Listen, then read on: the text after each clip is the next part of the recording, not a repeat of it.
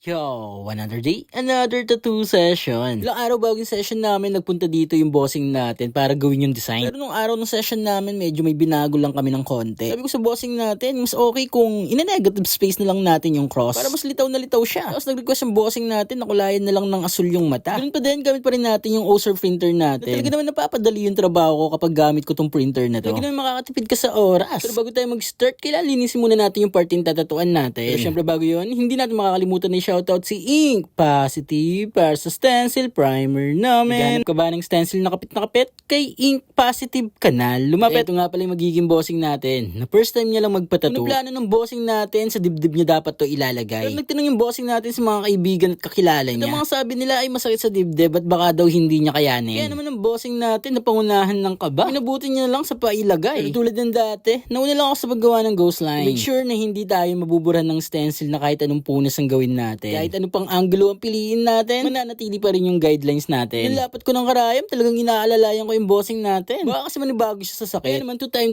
talagang chinecheck ko talaga siya. Hindi ko siyang tinatanong kung kamusta na siya. Kung okay lang yung pakiramdam niya. Siyempre, first time. Given na maninibago pa yan. Dahil wala pa siyang idea sa sakit na mararamdaman niya. Pero so far, napakalakas ng bossing natin. Hindi mo akalain na first time niya lang magpatattoo. Laki ba naman ng unang pinagawa niya? Talaga naman mapapaisip ka kung kakayanin talaga ni bossing to. Dito nakakarami na kami. Pero yung pa rin, napakalakas ng bossing natin. Piyasang to, gumamit ako ng 23RM, 9RM. Para sa liner ko naman, gumamit ako ng 5RL. Yung pa din, gamit pa rin natin yung Ava EV7. Sa voltage naman, gumagamit ako ng 7.8. Pero nilalaro ko rin yung voltage. Nag-8 volts din ako, pero nagdedepende ako sa pwesto. At yung bossing pala natin ay taga-Pangasinan. Kaya shoutout sa mga taga-Pangasinan dyan. Nagkukulay na pala tayo ng kulay asul dito. Ito yung request ng bossing natin na kulayan yung mata. Pero huwag na natin patagalin at mag-tattoo reveal na tayo. Ito ang masterpiece na nagawa namin ni bossing. Check nyo dito kung gaano kaangas yung tattoo na to. At lahat ng request ng bossing natin ay nalagay natin. Basta request ng bossing natin ay mata, orasan at saka yung layon. At syempre hindi dapat mawala yung cross. Yung bossing natin ay ubod ng ligaya dito. Kaya laging pasasalamat niya sa atin. Hindi daw siya nagsisi, sa Lubao Ink siya nagpunta. At ipagawa ang first tattoo niya. Kaya naman para sa mga bossing natin dyan na gustong magpatattoo, message lang kayo sa TikTok, sa Instagram at saka sa Facebook page. Looking forward kami na maging kliyente kayo. Lalo na ang mga trabaho kayo. Maraming salamat sa pagsabay mo sa tattoo session ko for today.